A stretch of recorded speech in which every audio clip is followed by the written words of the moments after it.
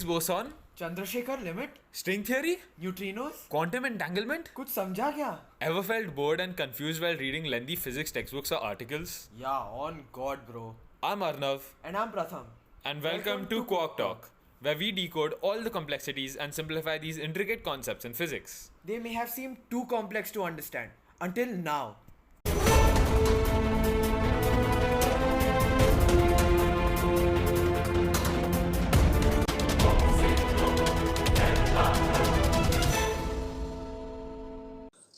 Arnav, let's be honest. If someone told you that they built a 105-pound machine that levitates without wings or propellers, would you believe them? Honestly, I'd assume there were hidden strings or a magician involved or something like that. Yeah, but it turns out it's real. Just magnets spinning over a copper sheet. No propellers, no magic, just science. That's electromagnetic levitation for you. And it's absolutely wild. No fans, no air blowing, just a metal sheet and some really, really angry magnets. Angry magnets? It sounds like a bad name. Band name. Bad band name, but yeah. I mean, I'd listen to them still. But seriously, this thing levitates purely through physics, thanks to something called eddy currents. Okay, let's explain eddy currents for those of you who don't know this. Picture this, you have like a copper sheet. Now you bring a magnet close to it and you start moving it around.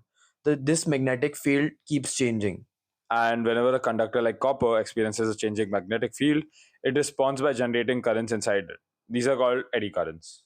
Yeah, they basically like go around in circles around the like a copper sheet. So the cool part about these eddy currents is that they generate their own magnetic fields also, which help them fight back against the original magnetic field that they were subjected to. Like how this is like repelling the thing that caused it, basically, Yeah. kind of thing. It's like copper says no thanks and pushes the magnet away. That repulsion is what causes lift. It's like an Uno reverse magnet situation. Yeah, it's the same reason that a magnet falls slowly through a copper pipe. I'm sure you've seen this many times before. It's because it's being resisted by those eddy currents that are formed.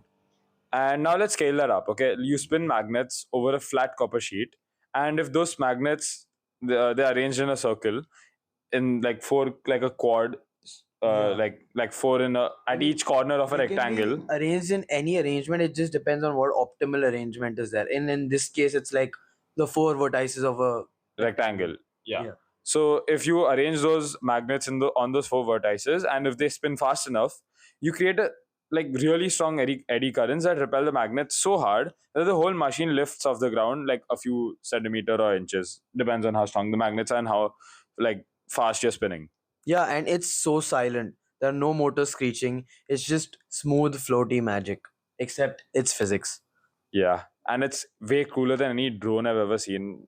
Plus, there's no contact, no friction, no mechanical wear. Like you said, it's smooth, but there are practical applications to that where there's no like wear and tear. Yeah, except there's one thing which is drag. Because while you're getting lift, the eddy currents also cause heat. Right, that energy's got to go somewhere because the copper on the copper plate below that heats up, and it's not lava hot per se, but definitely touch me hot after a while. Like it's like basically the temperature of a hot cup of coffee. Yeah, yeah. Some setups get hot enough to boil water also. And maybe if you're like brave enough, you can cook eggs on a levitating aluminum plate. Breakfast physics. So let's talk magnets. These aren't just any ordinary fridge magnets, right? Whatever we are using for this levitation, because your fridge magnets are like very, very weak compared to what these are. Yeah, you usually need the strong ones, and the ones that you need for an experiment like this are neodymium magnets. You might have heard of them. They're like Yeah. very like commonly heard of as the strongest magnet there Right. is, like kind of thing. Neodymium is basically like a rare earths metal, and the magnets are made from that. Yeah, it's super powerful, very brittle, and terrifying if you accidentally get two stuck together, or maybe they are stuck together like with your hand in the middle of them or something like that. So that's really scary. Bro, I've literally seen videos in which they have placed the magnets like 30 centimeters apart and they've collided together and produced like Sparks. a spark in between. Yeah. It's crazy. Yeah. So and the most optimum way, as you were talking about earlier, that's like this arrangement is called a Halbach array. It's basically a fancy way of saying that the magnetic field is focused only on one side. So it's like in the circle you keep a semicircle, and on the one side of the semicircle there's the most strongest magnetic field, and the other side it's basically zero. It's like the magnet version of a one-way mirror. It's super strong underneath, but barely anything on the top. And that's perfect because you don't want the magnetic field wasting energy going upward, right? You want all the force basically focused into the copper below, so that that gives you the lift that you want. And particle accelerators like CERN, they use these Halbach arrays. So do fridge magnets, but in this case, it helps make the magnetic field strong enough to lift heavy objects. And then the machine uses multiple rotors, usually four, as we said earlier, on each vertex of a rectangle, and it spins them in opposite directions to cancel out the torques. Otherwise, the whole platform would just start spinning like a fidget spinner from hell. And you've probably heard of maglev trains, right? Short for magnetic levitation. Japan's got one, so does China. They float above the tracks using electromagnetic forces, reaching speeds of over 300 miles per hour. And that's basically on the principle. Yeah, there's no friction at all. Yeah, what we just explained. And because there's no friction, the ride is much smoother than your average airplane landing, and it's much quieter. And then you've got Hyperloop, the proposed system with low pressure tubes. The idea is to let the vehicle's motion generate the changing magnetic field. So instead of spinning motors or rotors, it just goes straight basically. Yeah. And that's a change in the magnetic field. And it levitates and it glides with very little energy loss, like in a vacuum tube. Yeah, it's like building a train inside a vacuum cleaner and then removing the rails entirely. So essentially, you're flying, but horizontally in a tube on a cushion of magnetism, and it's really, really, really, really fast. Yeah, which sounds like something a 5-year-old would invent, but here we are. Like, real engineers are working on it. And it's gonna be it is a real idea. It might actually work soon. Yeah. So that's electromagnetic levitation. But what if I told you that there's another way to levitate stuff? One that doesn't even involve magnets.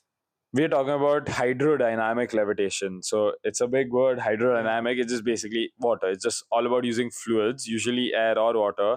You've probably seen it in action without even realizing it. Like what? Hovercrafts? Yup, hovercrafts. Oh. Like that's a classic example. Like everyone would know it. Yeah. It creates a high pressure cushion of air underneath it using fans, and that pressure lifts up the vehicle just a few inches, a few centimeters, like how much of it required, slightly above the ground, reducing the friction, basically surfing on air. Yeah, but here's the cooler part. In the fluid bearings, which are also used in hard drives, turbines, and ultra sensitive lab equipment, you use a thin layer of liquid or air to levitate a rotating part without any contact. So like the rotor just basically floats micrometers above the surface. There's no friction, no wear and tear, and nothing like that. Exactly, and it's insanely precise. Some hard drives rely on this to spin quietly and efficiently. So instead of using magnetism to resist motion, you're just using fluid pressure. Right. In industrial applications like high speed spindles, Spindles, really? Old school Dadaji again, really? eh, where was I? Yeah, spindles. Even a thin film of air can lift heavy parts when it's moving fast enough, and that's hydrodynamic levitation for you. So basically, the faster it moves, the more pressure it builds, and the higher it levitates. Up to a point, yeah. I mean, it's like water skiing. Go slow, you sink. Go fast, you skim the surface. Like how, like a lizard kind of thing, like a walking on water lizard, where like it runs so fast and it's so light that it just runs on water, basically. Yeah, it's basically like when you've tried to You skim the surface, skip stones, on yeah. water. If you just throw one like just like that, it's not gonna happen. But if you try to skim the surface, it'll like bounce around a few times before going in. Fun fact: the world record for stone skipping is 88 skips. What? Yeah, it seems like a lot, right? Yeah. Yeah, but it is. So, and it's crazy how both systems, magnetic and hydrodynamic, let you levitate without contact, but they also use totally different forces, right? One's electromagnetic induction and the other's fluid dynamics. Both are basically about cheating friction per se, right? Yeah, so eddy currents and high pressure fluids, it feels like we're slowly moving towards a frictionless future, which means faster transport, less wear and tear, longer lasting machines, and honestly, more fun tech for us. Yeah, I still want my personal hoverboard though. I mean, they exist, but you need a massive sheet of copper underneath, so it's not very portable. So you can get so basically, if I want a personal hoverboard, I'll need to like line the entire world with copper sheets. Yeah, Basically. almost like a 12 kilogram hoverboard and like 100 kilogram copper flow that's like a few millimeters thick all over the world. Maybe, yeah. Yeah, but maybe someday materials will evolve. Superconductors, like the ones which are operating on like really low temperatures, Yeah. which are like really cool, or they'll just basically better magnets, lighter conductors are also there. It's all possible, right? They're all like, it's all about just maybe a matter of time, maybe, who knows? Yeah, just think about how we can make elevators that don't even need cables, or beds that hover, even transport pods that slide frictionlessly across cities. Yeah, basically a hyperloop, right? Yeah, basically, what, Mumbai to Delhi in like an hour. It's all about turning floating from a fantasy into an everyday feature. It's like literally fan fiction to reality. Yeah, so today we basically learned that levitating stuff isn't science fiction anymore. Whether it's magnets fighting copper or fluids resisting motion, humans are learning how to float. Float without wings, without jets, just with clever physics and magnetism. And maybe one day, all be commuting on silent floating platforms, sipping coffee, and probably with zero turbulence. Until then, we'll just keep playing with magnets and dreaming. So, Arnav, now we've covered magnets and air pressure, but it turns out that there's an even weirder way to levitate things. So I'm guessing acoustic levitation now, like sound waves. Yeah, yeah. So that's where you use sound waves to suspend objects in midair. No magnets, no fluids. It's just really loud, really specific sound frequencies. And we're not talking about like bass boosted party speakers. These are like ultrasonic frequencies beyond what humans can hear. Like I guess dogs can hear it because they've got like Yeah, a way yeah, way more range than humans, but yeah. strong enough to push tiny objects like droplets or small beads. I mean, to be fair, sound is basically propagation of air, so technically it is fluid dynamics. Like Yeah, yeah, yeah. Air technically is also speaking, fluid. yeah, exactly. So technically it's the same thing, acoustic, but like, yeah, There's no wetness involved basically. I saw a video where basically they had levitated small water droplets using acoustic levitation.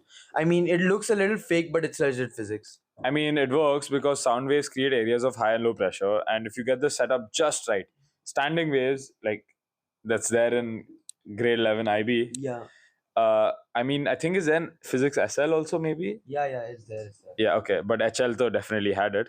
So standing waves, precise frequency, you can balance a small object at a point where the upward pressure from the sound it cancels out gravity and it basically levitates, But obviously, it doesn't work for like extremely big stuff. or even slightly big stuff. Yeah, you're not going to be able to levitate a car with some speakers. Not yet, anyway.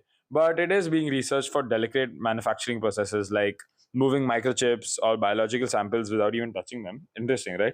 Yeah, and then there's also quantum levitation, the one that feels like it's full on science fiction. Superconductors floating above magnets. Imagine that. Yeah, quantum locking. So when you cool a superconductor down to near absolute zero, like that's when it technically becomes a superconductor. When it's down to absolute Yeah, yeah, zero, that's when it expels magnetic fields in like a very specific and out of normal way. Like it doesn't behave normally as it were if you would not have cooled it down to that low temperature, and you end up with a levitating object that's basically locked in space, floating but held steady. Like you should watch some YouTube videos on it. Yeah, I've seen demos where they put a superconducting puck on a magnetic track and it just glides smoothly, never even touching the surface.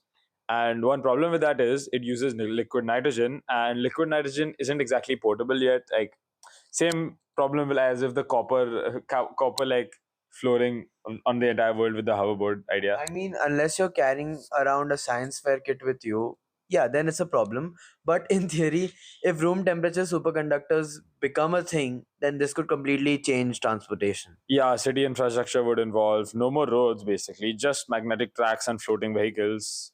Or even stuff like floating architecture, maybe levitating buildings.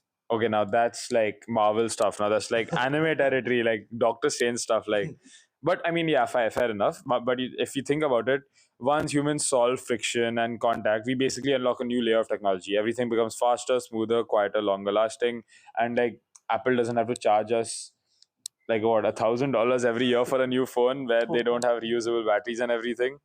Everything lasts longer. Yeah, maybe. And just remember, it all starts with simple principles: sound waves, air cushions, magnets, and superconductors. It's just basic physics.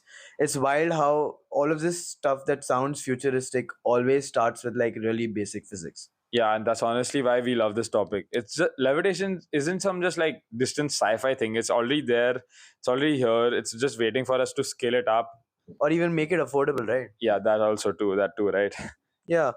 So we've officially discovered almost every way humans know how to make stuff float.